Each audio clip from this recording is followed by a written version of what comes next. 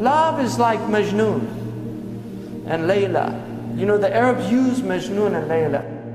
He says, didn't you ask about that place, that neighborhood it's not there anymore? Didn't you ask about it where Layla used to live? And he said, no, indeed, I asked. But how do dead stones give me answers? You know, where did everybody go? And then he says, I go by these stones, you know, the dwelling places, and I kiss this wall and I kiss that wall. And then he says, it's not love of the walls that have enraptured my heart, but love of the one who used to live in these walls. That's why we go and visit these places. It's not the places.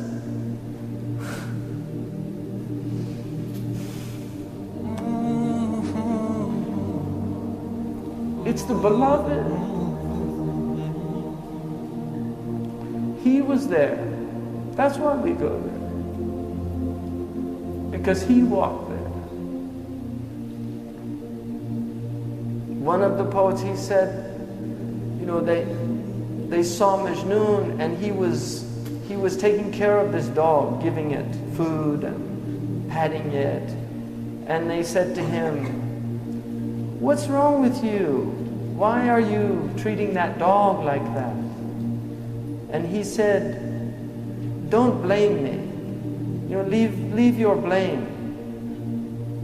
Because my eyes saw this dog once in the vicinity of Layla. Just the dog was near Layla, and so he has an affection towards the dog. And that's real love. That's not imagination. That's real love. A lot of modern people don't even know what love is. A lot of modern people have lost the capacity for love because they're so alienated from their heart. You know, when you're cut off from your heart, how do you know what love is? Because the secret of the heart is love. And that's love the Sahaba had for the Prophet ﷺ. Bilal couldn't even live in the city. He went to Sham to live in Syria. One time he came back, this was after 20 years, they convinced him to give the adhan. He didn't want to give the adhan. He couldn't give the adhan in the mosque of the Prophet ﷺ. It was so overwhelming for him because he'd called the Prophet to prayer.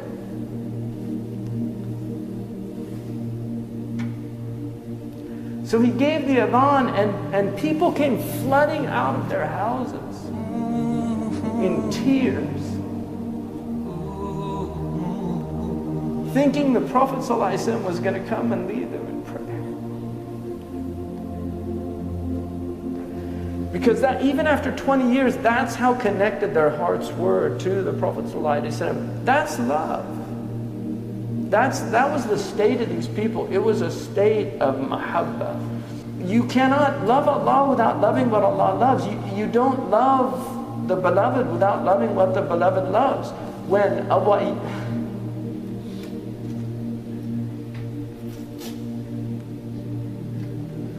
Ayyub al-Ansari,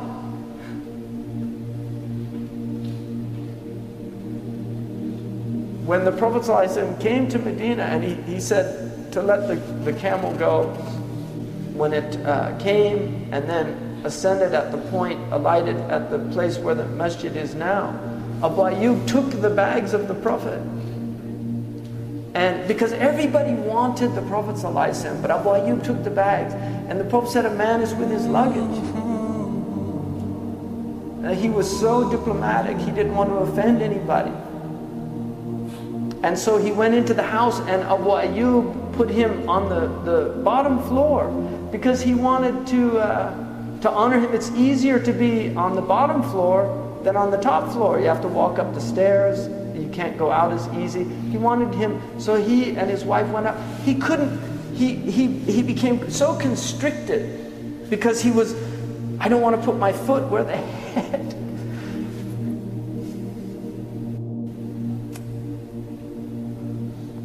You know, where the head of the Messenger of Allah. This is adab. People don't have this understanding anymore. You know, this loss of adab in our age. So he went and he asked the Prophet, please, we can't stay above you. And so the Prophet changed places with him. And then he would bring the food up. And when the food would come down, he told his wife, show me where the messenger's fingers ate from, and then he would eat from that place. This is tatabbu' al-athar, following the traces. And then one time he took some food up that had garlic. And then when they brought it down, Abu Ayyub asked his wife, where did he eat from? She said he didn't take anything from it. Abu Ayyub said, فَزَعْتُ, I became completely, faza' is like to be in a state of shock. And he ran upstairs and he said, Ya Rasulullah, was there something haram in it? He said, no. He said, it's just garlic. I don't like garlic. I don't eat garlic because I speak to angels. And angels don't like bad sense. Angels like high sense. But his state when he saw it, did I do something? I mean, that is adab. Because it's mahabba, it's from love. He had so much love. When years later, when hard times fell upon Abu Ayyub al-Ansari, he went to one of the caliph at the time and he asked him for help, and he said that the Prophet ﷺ said a time will come when people won't help. And the caliph said, what did the Prophet say to do in that time? He said, be patient. He said, well then be patient. He needed help and he left. He went to Ibn Abbas in Iraq and he went into his house and he said, Wallahi, and this is years after, he said, I'll do today what you did on that day. He emptied his house, he gave it to, and then he gave him a big gift. Ibn Abbas was very wealthy. He gave him a big gift of money and treated him the same way as that's love.